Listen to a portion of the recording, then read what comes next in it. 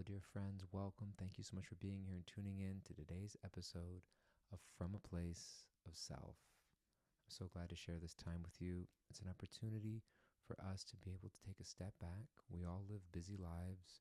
We all live stressful lives. We all have things that are going on outside ourselves, but more often than not, the things which feel most stressful, the things which are biggest and most difficult to carry, are the things that we're carrying inside ourselves, are the stress of the inner chaos going on in our world, the things that most people don't always see or know about, the things that we often think we're carrying alone or uniquely carrying that nobody else has experience of. Somehow or other, nobody else is doing it wrong the way I'm doing. Somehow or other, everybody else seems to connect in a way that I'm not able to. Somehow or other, everybody else seems to be figuring it out in life a little bit better than me. And that's what makes it difficult. It's not necessarily the challenges that we feel in life, but it's the feeling that I'm doing it more wrong than anybody else, and that there's something about the way I'm doing life which is making it harder or worse for me than others. And we feel alone, and we feel discarded, or we feel all of those big, heavy things that are tough for us to carry. And so, more than anything, this is a space for us to be able to set all of that aside and come back to a check in with ourselves. Because when we are able to check in with ourselves, when we're able to find our ground, connect to our core, gain a perspective of a greater field of collective awareness and consciousness, we can come back to the focus of the present moment without losing context, without getting lost in everything that's here, because I'm connected to something far greater. And so we need to take that regularly. And today I wanted to talk to you about hope. I just wanted to share this idea of hope, which for some of us is comforting and for some of us is difficult. And from an IFS perspective, the self naturally carries hope. The self has perspective and is connected to source and carries confidence and courage and has clarity that the minutia of the specifics of the circumstance that I'm in right now is not all in all. A lack of hope indicates a lack of perspective, a constriction of my view of a greater context, and it also, lack of hope points to me feeling more alone, feeling like I'm all on my own. There's nobody else out there for me. I don't have the strength to be able to get to where I want to be. And so there's lack of context, there's feeling alone. All of those things go into not having hope. Hope means that I know that I'm not alone. I know that even if I don't have the answer right now, there is an answer waiting and coming for me. I know that if I don't like the way that I feel right now, it's not going to be forever. And even if I don't see how all the pieces are going to fit together, I know that they will fit together at some point, even if it's not the way that I would try to normally have them fit together, or it's not the way I would plan for myself for life to come together. And thank God for that sometimes. Thank God my plans didn't work out. Thank God life didn't go exactly the way I thought it should or would. Somebody told me just this morning that God always has three answers to our questions. One is yes. One is no for now, but yes later when the time is right. Or no because I have something better for you. Yes, no for now, or no because I have something better. That's hope. And when we are losing access to hope, it's helpful for us to spend a little bit of time getting to know the parts of ourselves that don't feel hope or don't want us to have hope. Because hope can be dangerous, feel dangerous sometimes. Because when we have hope and then are let down, there's pain. And many of us have felt tremendous pain of letdown in our lives. We felt the pain of betrayal. We felt the pain of disappointment. We felt the pain of being left out. We felt the pain of being let down. And all of that can get clumped into the result of having too much hope. And so when there are parts of ourselves that feel the pain of rejection, betrayal, shame, guilt, the wounded exiles in our system, when they're feeling those things and we try to generate hope, naturally some protectors may come in and shut hope down. They don't want us to feel hope. And so it's natural that sometimes we just feel hopeless. And even somebody comes carrying a message of goodwill. You hear the message of IFS, you hear the message of spirituality, you hear messages of life being able to get better. And you don't want to believe it. You can't believe it. You can't bring yourself to believe it because there is a part of you that's too worried of what will happen if you allow yourself to believe it and it's not true because it's too painful. And so we get people in the world who have access to hope and goodwill and have blessings coming in their life that are palpable. And we just end up telling people, you just got to believe and everything is good. And we have this positivity. Some people say a toxic positivity sometimes. There is a power of positivity and a power of positive thinking. I 100% believe in that. But sometimes when we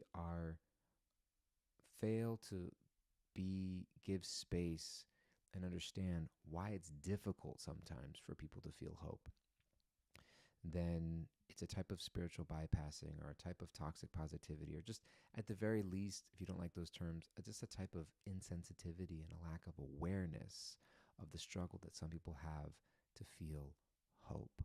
And so rather than bulldozing over those parts of ourselves or other people and just say, get it together, that's just another manager part in our system that's trying to force other parts of ourselves to change. We can make a U-turn, slow down, find where those parts of ourselves that are feeling hopeless or resistant to the idea of hope might be hanging out or showing up or being experienced in our body. It might be a tightness in our chest or a sinking feeling in our gut or a tenseness in our face or our forehead or our eyes or our shoulders or tingling in our extremities, wherever it may be. And just notice and give space for those parts to be present. And then see if we're able to possibly open some space of curiosity. We may find that there are other parts of ourselves that don't like the parts that feel hopeless or resistant to hope or struggle just to believe in hope. And we can ask those parts to soften back and give a little bit more space or spend time with them first if we need to address their concerns. But eventually get to a place where we can open up some open-hearted curiosity to the part or parts of me that struggle to feel hope, that are resistant to believe in a better future. And ask them questions about what they're afraid of. How long have they been holding this stance of resistance to hope?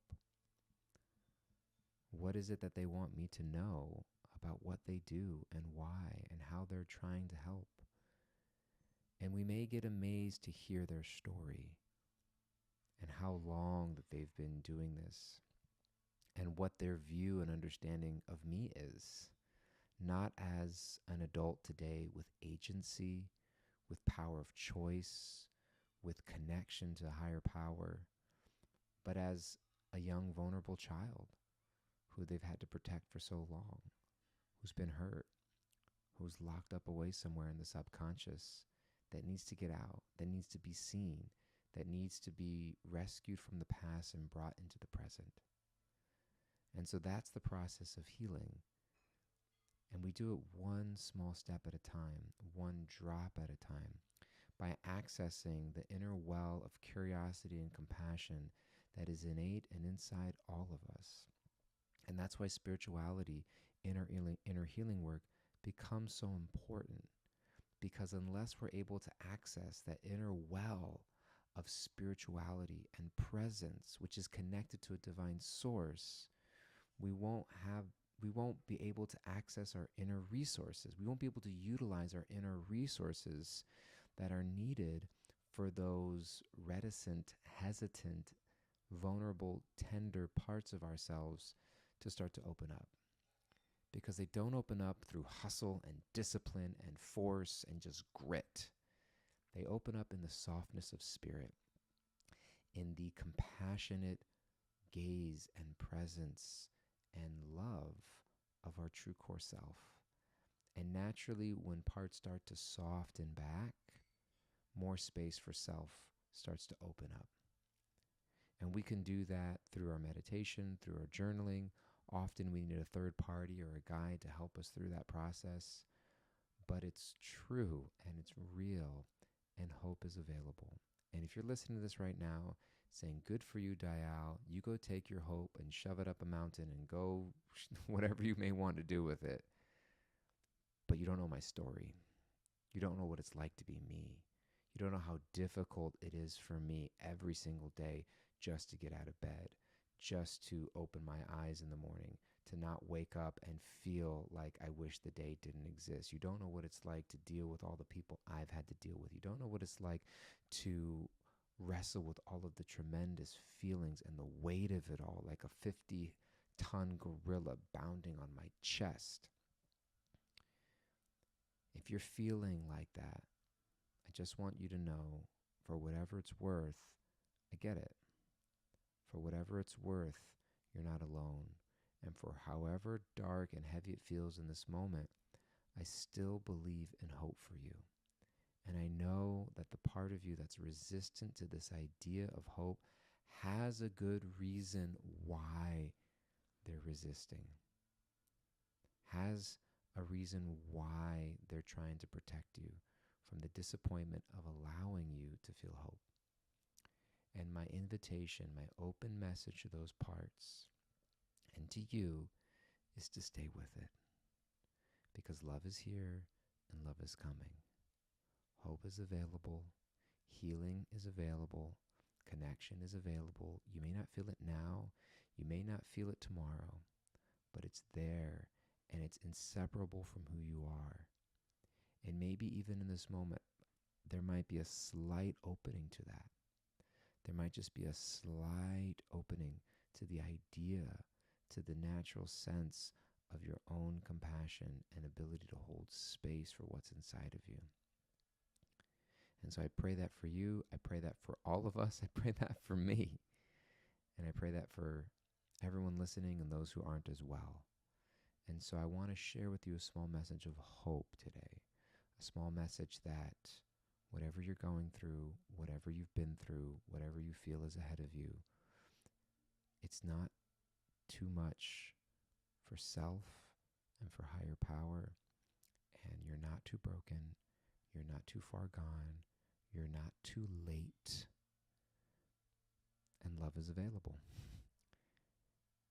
And I hope that you can receive just a tiny little bit of that. And if you can't, come back tomorrow and come back the next day. Time is available. Spirit is in no rush. Self has no agenda other than to bring more self into the system. Okay? So sending you lots of love, sending you lots of hope.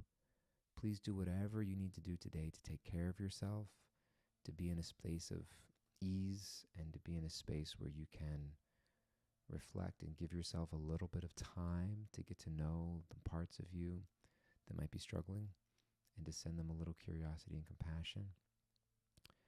I wish you well. I wish you peace. I wish you love. I wish you connection. Please be well and take care. Have a great day.